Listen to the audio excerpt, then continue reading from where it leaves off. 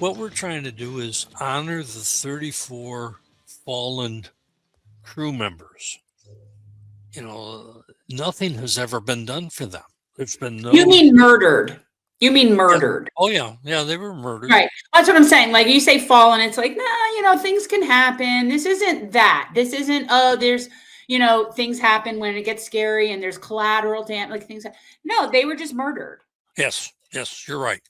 And for those 34, we would like to, eventually get some honor for them, some public recognition for the heroes that they are. I mean, they gave their life for the country. And I have a question. If you have, I mean, how soon after everything happened did you all realize that it was intentional and that it was Israel? Like, when did that start to sink in? I think it evolved over time. It wasn't immediate. I mean, when I saw the 3 torpedo boats coming back for the second attack, that's when I knew that it was Israel, and so probably later that evening or the next day. But then when the Sixth Fleet got there, I mean, they immediately placed a gag order on us. We had, Admiral Kidd came on board and told us to never talk about it to anyone, press, family, friends. You couldn't speak of it, or we would be fined or imprisoned. And so, I was still working for the National Security Agency, and I stayed in the Navy for 21 years, and then I worked for 22 years as a defense contractor, still supporting the National Security Agency. So I didn't say anything about the Liberty for 50 years. What changed? What changed? Like, what made you decide you were going to talk about it? My buddy, Ron Kukul, who's recently deceased, called me and asked me why I wasn't actively involved with the Liberty Veterans Association. And I told him that, I'd been working up until 2008, and I needed to support my family. So I needed my clearances, and I never said a word to anyone. But, I was retired then. I still have, restrictions on what I can and can't say, but it's been, like I said earlier, therapeutic for me to be able to talk about it and, meet with other survivors and just kind of reminisce about what happened, what they went through, what I'm going through. And, it's a brotherhood. And so Ron was, you all had different but similar stories, right? Like everybody was at a different angle and a different perspective at the same time. So that being able to bring those stories together really can paint a bigger picture, right? Like it's like if you were able to watch it after the fact at the same time and see what everybody was seeing at the same moment. And it's and I also would just like to share with you, which I did with Phil as well, like my level of rage about this is so off the charts. Like I find this so unbelievably infuriating. Like it's enraging to me.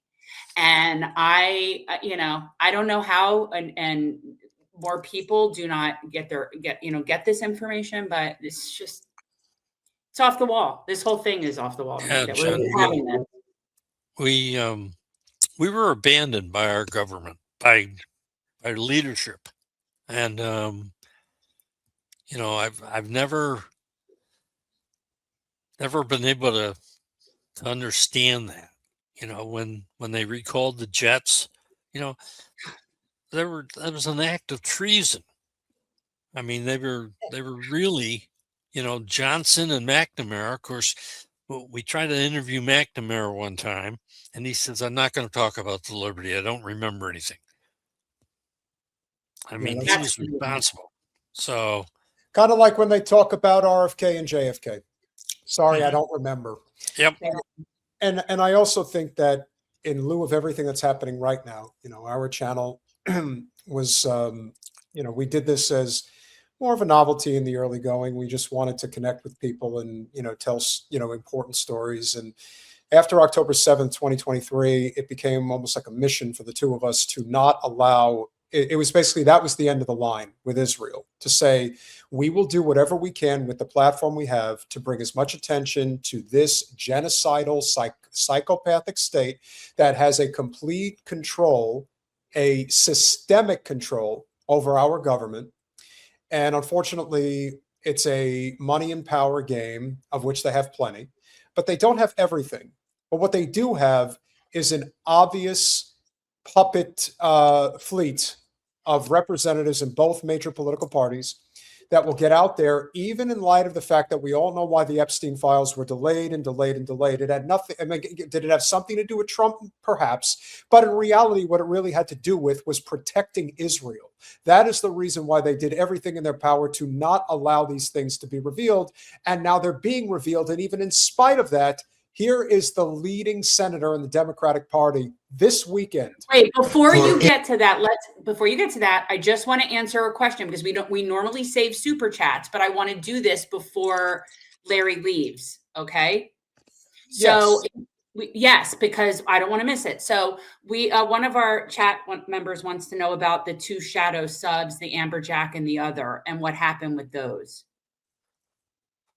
There was a committee, the 303 committee, that had a plan to send a submarine through the Red Sea, and that submarine, I don't know if it was the Amberjack or some other submarine, was certainly in the Western Mediterranean or Eastern Mediterranean when we were attacked. The submarine crew, like us, had a gag order issued. They haven't talked about it. If you ask them whether or not they were there, they'll deny it. And, we had at least one sailor that told us at a reunion that he saw the periscope. He knew that there was a sub out there. Never was identified. The Amberjack name has come up, but the skipper was interviewed and he said no. And we've talked with a couple of crew members and they said no.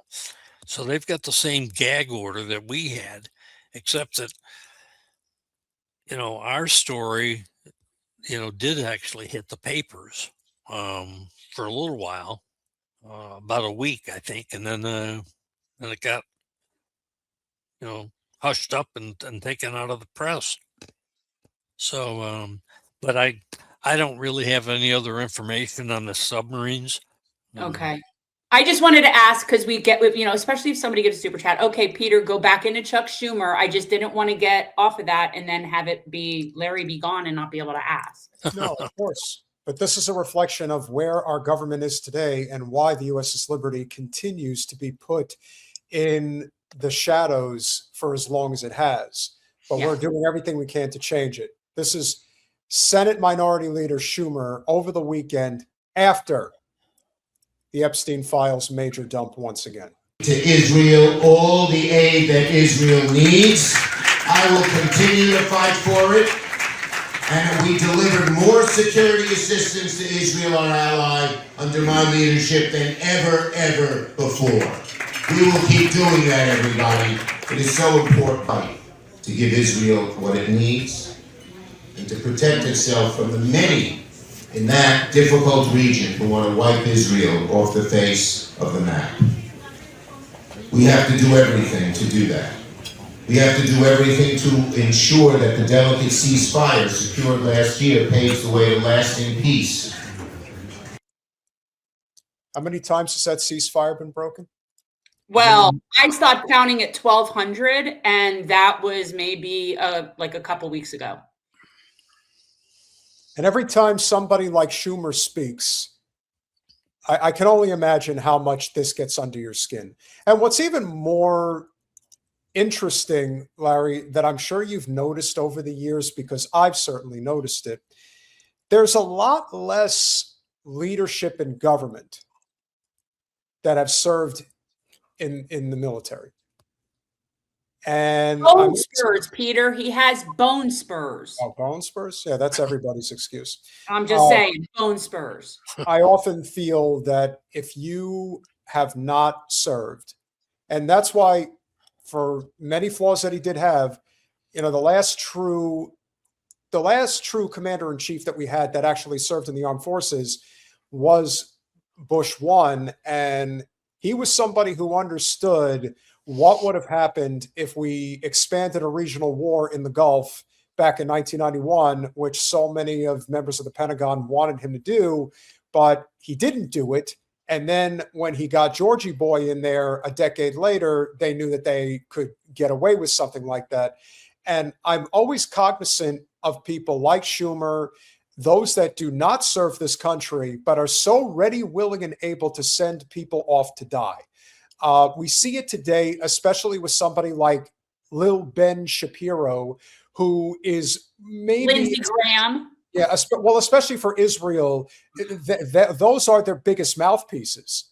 And the common theme amongst these so-called men, they're really children, is that they never in a million years would put on a uniform to defend this country and die for that cause. They always expect somebody else to go and do it. And that's something that has always bothered me a great deal. And I am assuming over the last almost 80 years that you have observed this evolution of our government. Did you say evolution? Larry, I'm going to share a new graphic with you. It's a little premature, but I think you'll find it funny. This is the story of de-evolution, history of President's Day in the United States. That's coming up soon, guys. Just a little heads up. I'm sorry, I thought you might find that amusing. I just heard you say evolution. Just putting that out there. Does it surprise you, and does it anger you? Because again, as you mentioned, the PTSD, does it anger you? Because it does seem to me that the government hasn't evolved; it has devolved. It's actually gotten worse. Yeah, it's I mean, I've never had any real strong feelings for the way our leadership, Congress and senators and White House, cater to the Israelis.